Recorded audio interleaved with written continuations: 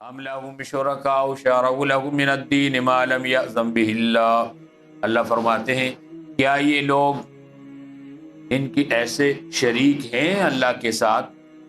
کیا کوئی اور خدا ہے جو ان لوگوں کے لیے دین کا کوئی راستہ ڈالتا ہے جس پر یہ چلتے ہیں؟ ما لم یأذن بہ اللہ، جس کی اجازت اللہ نے نہیں۔ دین کہتے ہیں زندگی گزارنے کے طور طریقوں، اور انسانوں کا خالق اللہ ہے۔ اللہ ہی کو یہ حق پہنچتا ہے کہ وہ اپنی بنائی ہوئی اس عجیب و غریب مشینری، اپنی قدرتوں کا جو شاہکار اللہ نے حضرت انسان کو بنایا ہے، وہ اس کو زندگی گزارنے کا طریقہ بھی وہی بتائے کہ آپ نے زندگی کیسے گزارنی۔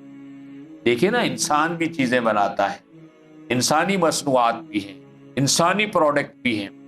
دنیا کے اندر کوئی ملک، کوئی کارخانہ، کوئی فیکٹری جب کوئی مشینری بناتی ہے، کوئی گاڑی بناتی ہے، کوئی موبائل بناتے ہیں، کوئی بھی الیکٹرانکس کی چیز بتاتے ہیں، بنانے والے بتاتے ہیں کہ آپ نے اس کو استعمال کیسے کرنا ہے۔ اس گاڑی میں پیٹرول پڑے گا، اس میں ڈیزل پڑے گا، اس میں گیس پڑے گی، یہ بنانے والے بتاتے ہیں۔ اب بنائے تو ہٹاچی کمپنی اور چلانے کا طریقہ کوئی دوسری کمپنی، یہ ہو سکتا ہے؟ جس نے بنایا ہے وہی طریقہ بتائے گا چلانے کا۔ انسان جنت میں بنا ہے، میڈ ان جنت ہے، اور بنانے والا اللہ ہے۔ اسی بنانے والے کا حق پہنچتا ہے کہ اس کو بتائے کہ تو نے زندگی کیسے گزارنا۔ تیرا اٹھنا بیٹھنا، چلنا پھرنا، کھانا پینا، سونا جاگنا، تیرے لین دین، تیرے معاملات، تیری معیشت، تیری معاشرت، تیری اقتصاد، تیری عدالت، تیری حکومت کیسے ہوگی۔ اللہ کہتے ہیں بنانے والا میں ہوں، میری مرضی سے ہو۔ تو دین اللہ، لیکن آج انسانوں نے اللہ کے دین کو چھوڑ کر انسانوں کے بنائے ہوئے دین پہ چلنا شروع کر دیا۔ اللہ فرماتے ہیں ام لہم شرکاء، کیا ان لوگوں کے میرے ساتھ کوئی اور شریک ہیں، کوئی اور خدا ہے، کوئی اور خالق ہے، کوئی اور مالک ہے؟ شرعوا لہم من الدین، جس نے دین کا کوئی راستہ ان کو بتایا ہے، ما لم یأذن بہ اللہ، جو اللہ نے نہیں بتایا۔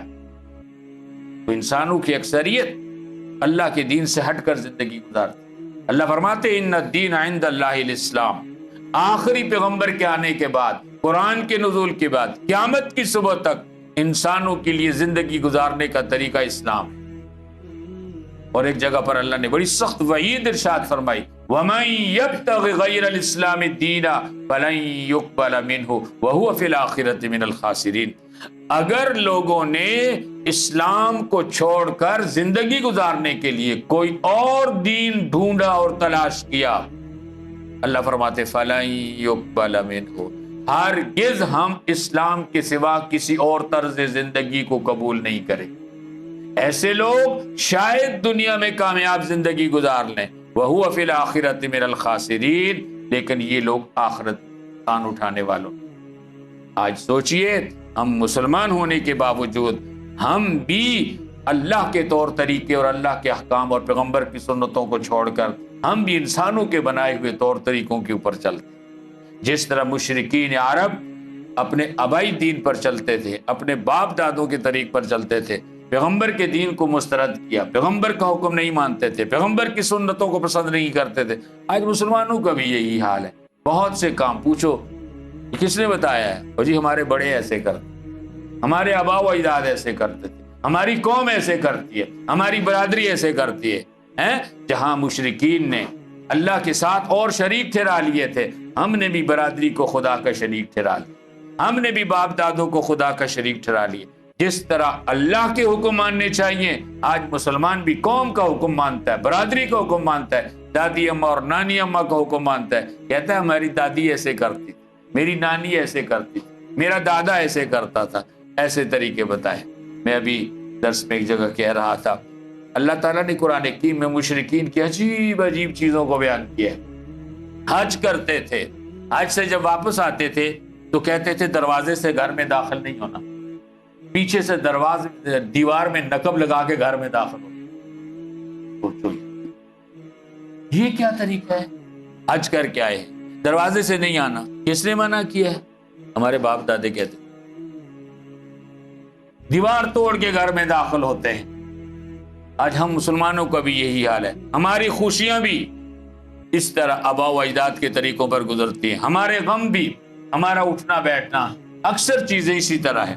اللہ فرماتے ہیں کیا میرے ساتھ کوئی اور شریک ہے، کوئی اور رب ہے، کوئی اور معبود ہے جو تمہارے لیے دین کا کوئی راستہ ڈالتا ہے جس کا میں نے حکم نہیں دیا؟ اللہ فرماتے ہیں اگر میں نے ایک فیصلہ پہلے سے نہ کیا ہوتا تو میں تمہارا کام تمام کر دیتا. ادھر میری نافرمانی کرتے، ادھر تمہاری گردن توڑ دی جاتی، تمہیں ہلاکت میں ڈال دیا جاتا. وَلَوْلَا كَلِمَةُ الْفَصْلِ، اگر ایک فیصلہ پہلے نہ ہو چکا ہوتا، لَقُضِيَ بَيْنَهُمْ، تو معاملہ تمام کر دیا جاتا. افراد سے لے کر قوموں کی اجل خدا نے پہلے طے کر دی ہے. اللہ کہتے ہیں یہ اجل کے فیصلے پہلے سے نہ ہوتے تو میری نافرمانی کی بات کسی کو زندہ نہ چھوڑا جاتا.